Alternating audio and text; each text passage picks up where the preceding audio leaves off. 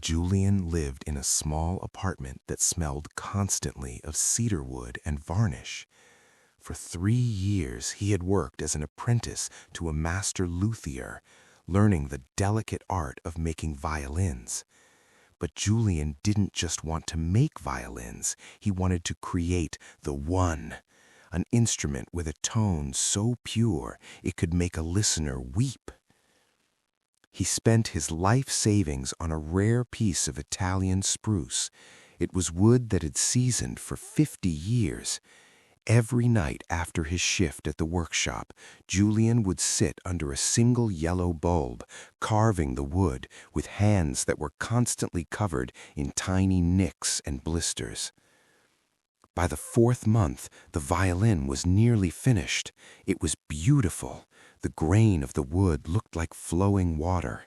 He had one final task, the varnishing and the setting of the sound post, a tiny piece of wood inside the violin that carries the vibration. It was 2 a.m. Julian's eyes were heavy with exhaustion. He was adjusting the sound post through the F-holes of the violin using a sharp metal setter.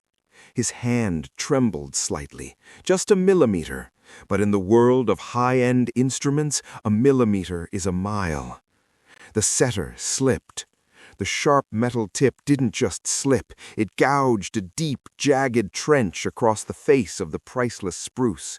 Then, because of the pressure, a hairline crack spidered from the bridge down to the base. Julian sat in total silence.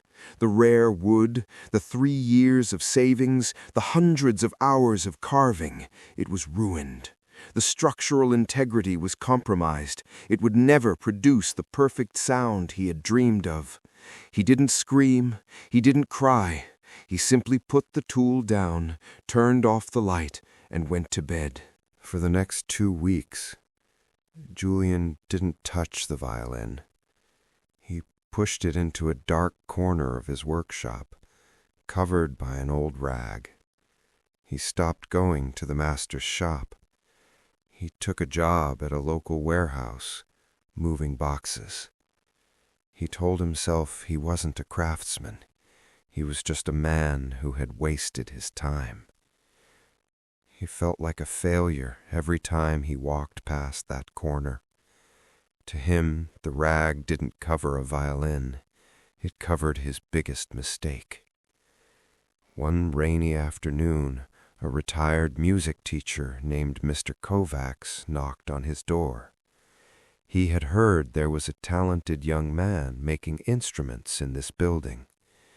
Julian tried to turn him away, saying he had nothing to show. But the old man was persistent, and his eyes fell on the shape under the rag in the corner. "Is that your work?" Mr. Kovacs asked. "It's trash," Julian replied flatly. "I broke the face. The wood is cracked. It's a failure." The old man walked over, uncovered the violin, and looked at the jagged scar and the thin crack. He didn't look disappointed. He picked it up, tucked it under his chin, and drew a bow across the strings. The sound that filled the room wasn't perfect. It didn't sound like the bright professional violins in the master's shop. It was deep. It was haunting. It had a strange, gravelly resonance that vibrated in Julian's chest. Because of the crack and the way Julian had tried to hastily glue the gouge, the instrument had developed a voice, a sob in its tone that sounded incredibly human. Mr. Kovacs stopped playing. His eyes were wide. "I have played Stradivarius copies that sounded like machines, but this sounds like it has a lived life. It sounds like it has a soul." Mr. Kovacs bought the failed violin on the spot for more money than Julian had made in a year. He played it at a local concert hall a month later. After the performance, a conductor from a major orchestra approached the stage.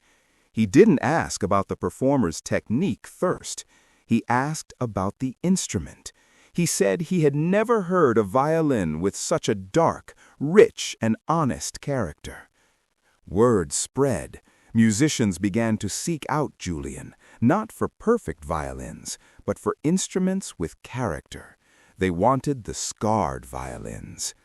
Julian went back to his workshop, but he worked differently now. He realized that his obsession with perfection had actually been his biggest limitation. Julian sat at his bench, looking at a new piece of wood. He realized that he had spent years terrified of making a mistake, thinking that a single slip of the hand would end his career. He finally understood. Failure isn't the end of the road.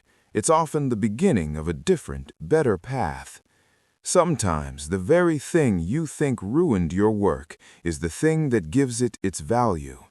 Your cracks aren't what make you a failure. They are what make you unique.